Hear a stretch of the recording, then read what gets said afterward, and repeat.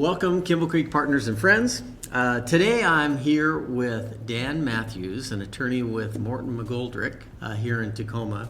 Dan is a friend of Kimball Creek Partners employees, right? We've got some experience here. And their office is just a couple blocks away. But Dan was actually doing some work for us, and we talked about this Corporate Transparency Act that's come out. Something that we had to do some filings for, and we just thought it'd be beneficial to have a conversation today for those, just to clear up some of the uncertainties and maybe give you a resource or two to deal with it. Is that fair, Dan? Exactly. Yeah. Awesome. So first, Dan, what is the Corporate Transparency Act and why do we care? Yeah. So I think it helps just to take a step back and ask, how did we get here? 2024, we're now in the first year where we have to make Corporate Transparency Act filings, but I think it helps to see the purpose of the CTA and where the United States fits in with the rest of the world. Mm-hmm. The United States is not the first country to pass a law like the Corporate Transparency Act. Sure. We're actually probably closer to number 30. And so in some ways, the United States is playing catch up because as other countries have formed laws that are similar, people who are trying to use shell companies, hide assets in LLCs where the beneficial owners are not known, they go to another country to find a place where they can have a haven.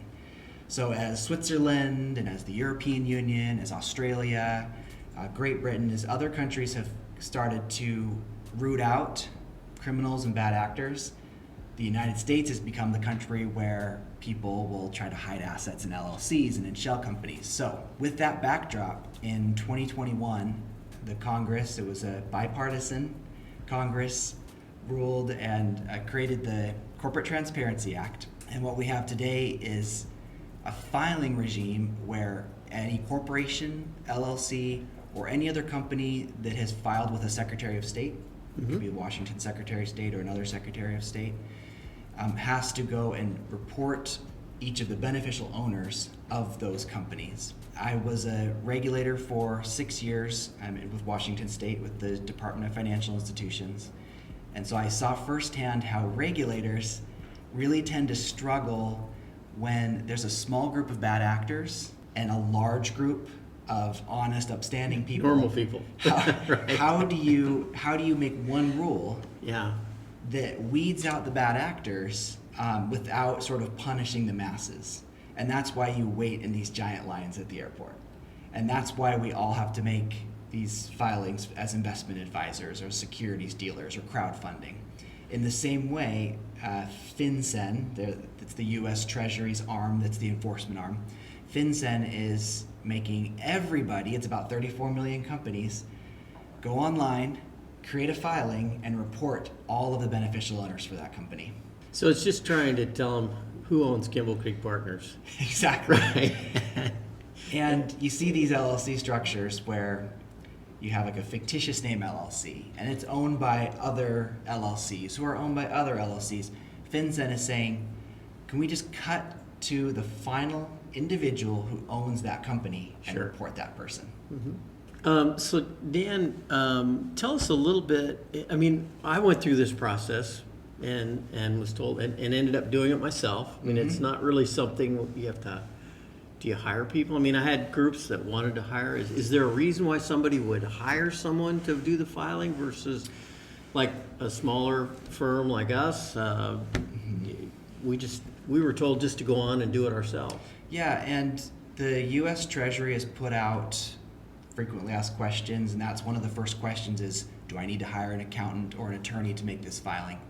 And the U.S. Treasury would believe, and they've tried to make the filing in such a way that any individual can go do the filing themselves. And they've even put in some mechanisms that makes it a little bit challenging for like an accountant or an attorney to go do the filings for other individuals, because this involves things like uploading a picture of your driver's license. Structures basically that make attorneys and accountants a little bit nervous about collecting up all this personal identifiable information and storing it on computers.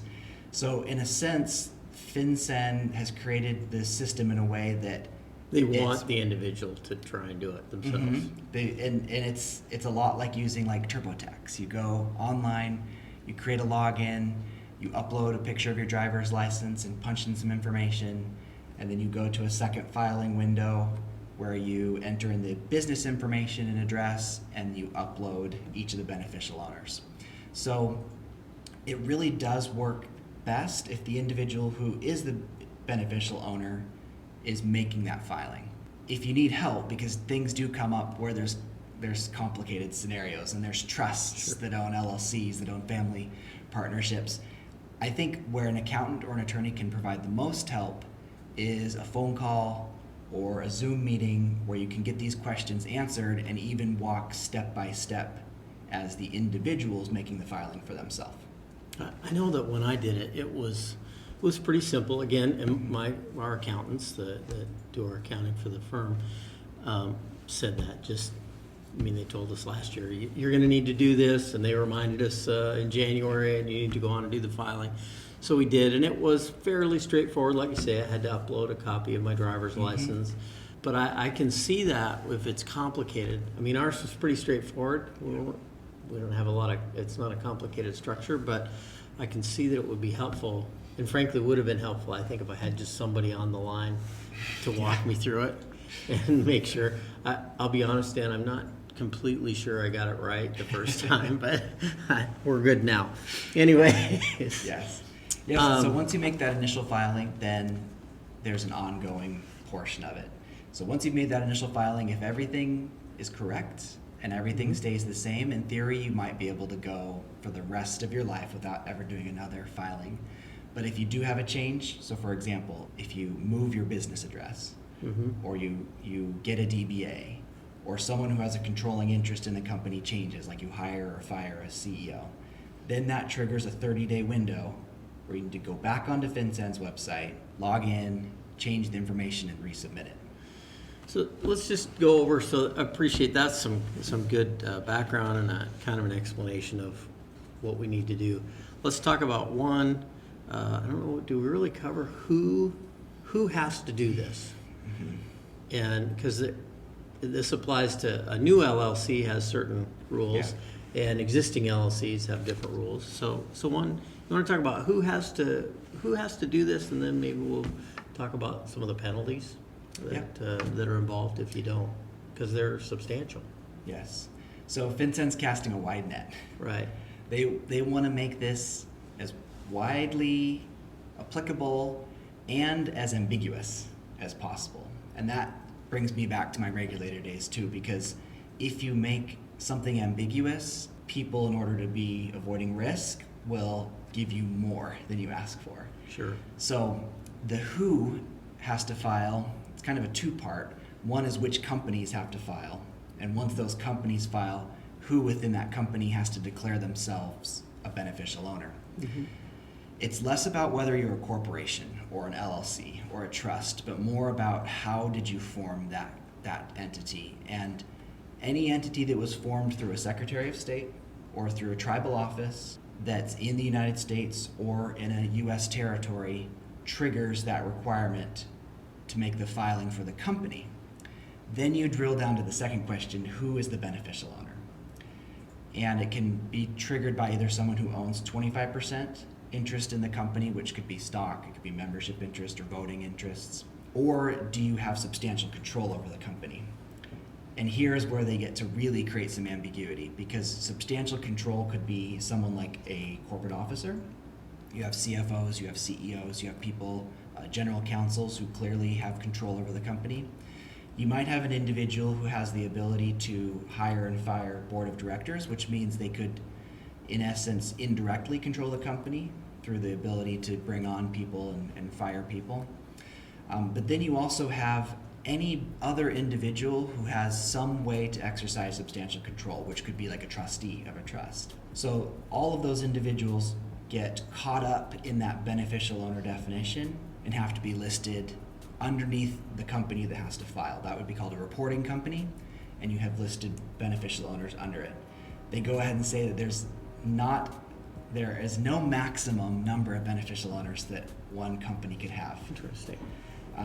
Where a lot of people will sort of find some safety, like a safe harbor, would be the exemptions. There's 23 exemptions listed, which captures companies like large operating companies with 20 employees and over $5 million of annual revenue. It captures tax exempt companies, so a lot of nonprofits. If you're tax exempt through 501c3 or another tax exemption, then you're able to avoid the filing. Other companies like inactive companies that were formed before 2020 and just haven't had any operations in the last 12 months.